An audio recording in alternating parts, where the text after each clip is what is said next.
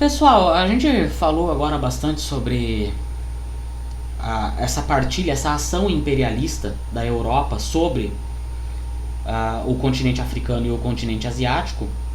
Vai ter mais coisas ainda sobre isso. Esse é um assunto que vai se prolongar porque ele adentra a Primeira Guerra Mundial. Mas tem uma coisa que fica no ar, né? Tá, mas e a América? Onde é que fica nessa história, né? A América, ela tomou outras providências, né? Existia um certo medo aqui na Europa de que a América se tornasse novamente colônia da Europa, né? Colônias europeias.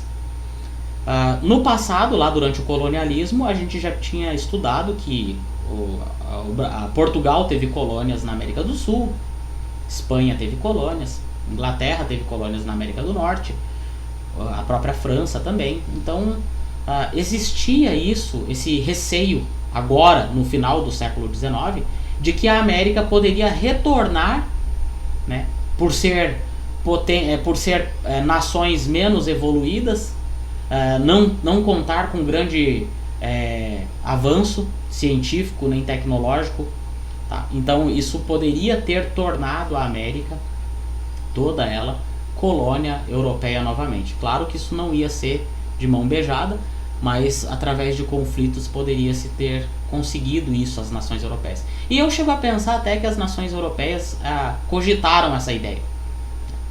Mas eu tenho um fragmento de texto aqui, quero dar uma lida para vocês, sobre como foi que a América resolveu esse problema. Então diz lá assim: diante dos interesses econômicos dos países imperialistas europeus, então isso estava rolando lá na Europa, os Estados Unidos temiam que houvesse uma tentativa de recolonizar a América. Mas para evitar que isso ocorresse, foi criada a chamada Doutrina Monroe. A Doutrina Monroe, ela tem esse nome Monroe porque na época o presidente americano, James Monroe, ele cria uma espécie de slogan numa campanha aqui em toda a América. E na campanha ele dizia: América para os americanos. Então, de acordo com a doutrina essa do James Monroe, presidente americano, a Europa não deveria criar colônias no continente americano. Por outro lado, os Estados Unidos não tentariam criar colônias na África e na Ásia. Houve um acordo entre os dois continentes, os países imperialistas europeus e os Estados Unidos aqui na América já se encaminhando para uma grande potência. Tá? A doutrina Monroe, então, ela acabou futuramente influenciando na criação da política do Big Stick, segundo o qual os Estados Unidos poderiam intervir nos países americanos quando achassem necessário. Então a gente tem ao longo da história aí, a gente vai estudar um pouco sobre o Big Stick mais adiante, mas assim, essa é uma política colocando os Estados Unidos como uma grande potência na América, e que se caso a coisa para manter o controle então entre esses países, os Estados Unidos faz uso dessa política, e que se houvesse alguma intervenção, né, dentro dos países americanos, alguma influência, alguma coisa que externa pudesse afetar os países da América, os Estados Unidos poderiam intervir nisso se achasse necessário. Tá? A gente tem vários exemplos disso, né? A gente tem exemplos aí, até agora recentemente, né? A Venezuela aí, o ano passado sofreu algumas pressões americanas por conta dessa mesma ideia. Eles tiveram alguns problemas políticos internos e os Estados Unidos prestou o apoio deles ao Juan Guaidó, né? E acabou influenciando algumas coisas lá na política, tá? Eles têm uma força muito grande. Os Estados Unidos vai influenciar também na política brasileira durante a Era Vargas, vai influenciar no Brasil durante o golpe de 64. Então, mais adiante, os Estados Unidos leva essa política do Big Stick bem a sério e acaba mantendo um controle aqui na América sobre isso, sobre os outros países, tá? Deixa eu dar uma olhadinha aqui sobre a América então, né? Lembra-se, recapitulando, os americanos fazem um acordo com os europeus. Americanos, nós não buscaremos colônias na África nem na Ásia e vocês não venham para o nosso lado. Tá, isso foi bem importante também. Tá, algumas revoltas aconteceram dentro do continente africano. Não, desculpa. Não só no africano, mas no asiático também. Tá? Então a ação imperialista, ela não foi assim logo de cara os caras simplesmente chegaram lá e foram dominando. Não. Aconteceram então alguns conflitos de resistência a essas colonizações. Tá?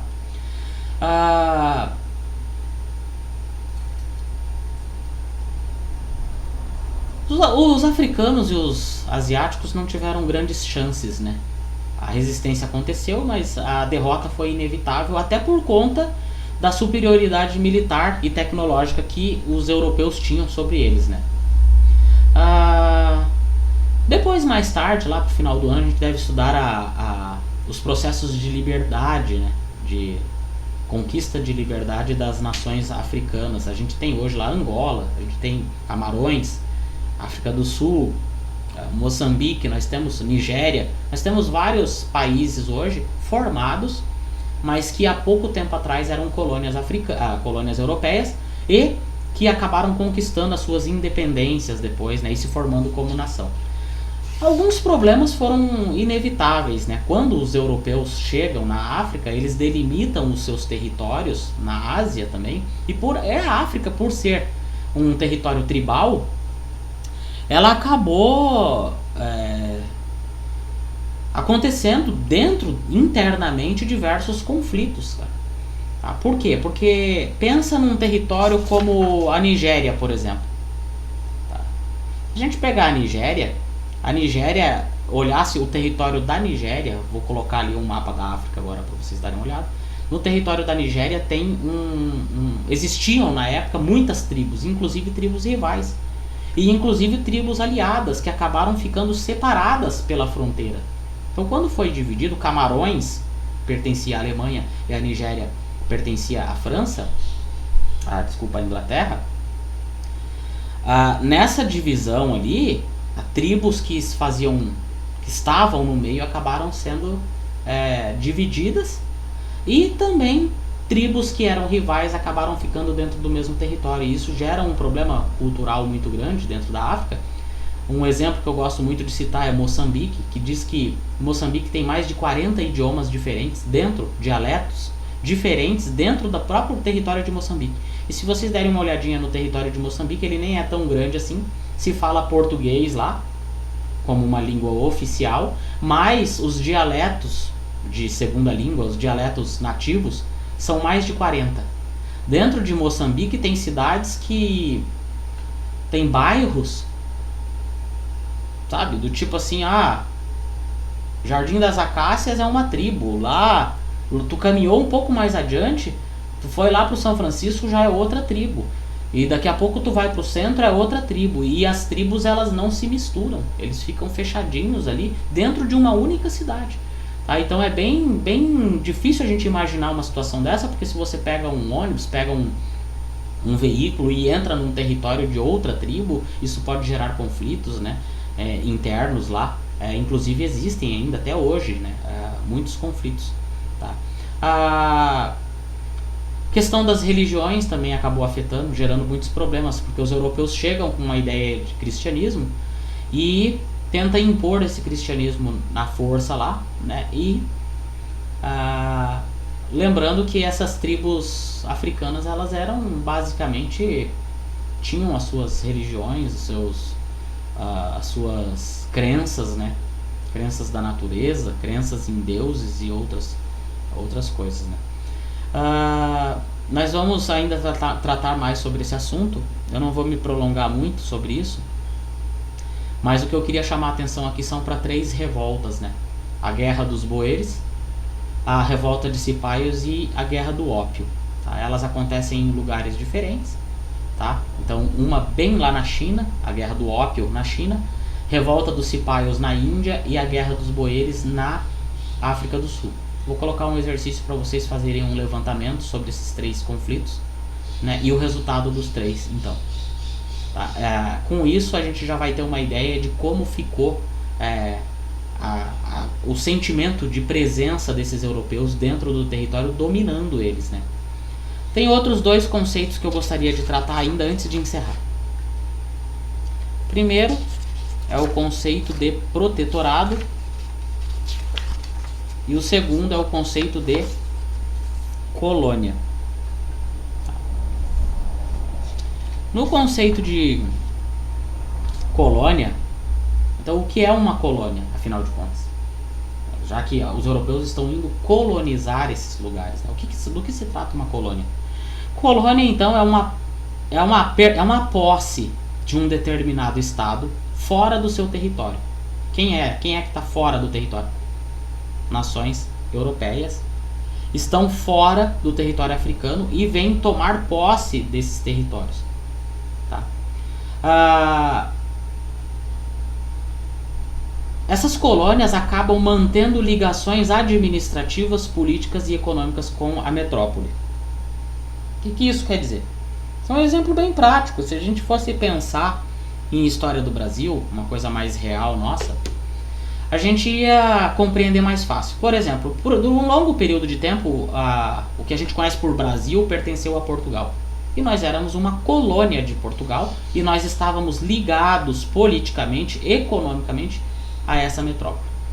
Tá? Então, nossos laços políticos e econômicos e administrativos pertenciam, basicamente, eram administrados, aliás, pela metrópole Portugal. Lá na Europa não é diferente a ideia. Quando se trata de colônia africana, é a mesma coisa. Tá? Só mudou os ambientes. Mas e o protetorado, então? Onde é que entra o protetorado nessa história? O protetorado é um território ou um país que, embora conserve alguns aspectos de Estado independente, é colocado sob a autoridade de outro Estado, principalmente no que se refere às relações exteriores e à segurança. Marrocos e Tunísia, por exemplo, foram protetorados franceses. Ou seja, Marrocos e a Tunísia, elas tinham uma administração não europeia. Era uma espécie de... Havia um governante do próprio povo lá, mas que também prestava contas, então, para a França, que era a sua metrópole. Alguns exemplos também tem na Índia, né? De alguns territórios da Índia que, apesar de serem governados por indianos, acabou se transformando em protetorados ingleses, tá? O que o protetorado, o próprio termo protetorado quer dizer? Quer dizer que essa nação na qual ela deve, na qual esse país deve satisfação, ela fica amarrada com essa metrópole, no sentido de que assim, nós vamos lhe dar proteção.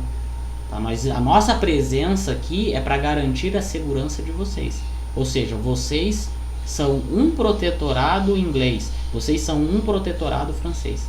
Tá? E em troca dessa proteção, em troca da gente trazer todo esse progresso, trazer o avanço, segurança para vocês, a gente vai trabalhar dentro do território de vocês para explorar algumas coisas que a gente não tem lá na Europa.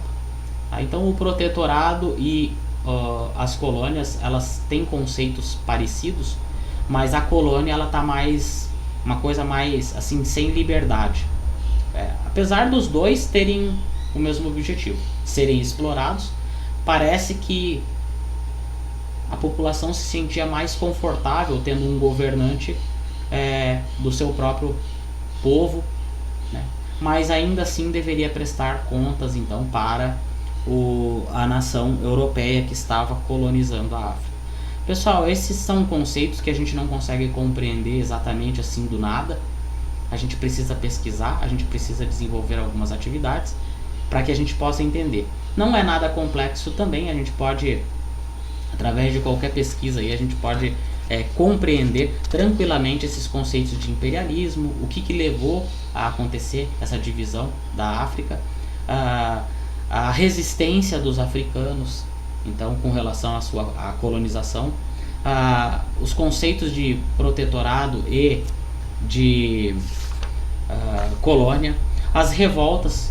Existiram muitas outras revoltas, eu vou trabalhar com essas três só: a Guerra dos Boeres, Revolta dos Cipaios e a Guerra do Ópio, lá na China. Existe um processo de imperialismo também lá na Oceania, no Oceano Pacífico também. Vai pegar lá o Japão como sendo essa potência, tá? E existe uma ação imperialista na América, dos Estados Unidos, impondo então. Isso a gente vai trabalhar num outro momento, tá? Agora eu devo disponibilizar as atividades e essas videoaulas para vocês assistirem. Até mais então e um abraço para todos.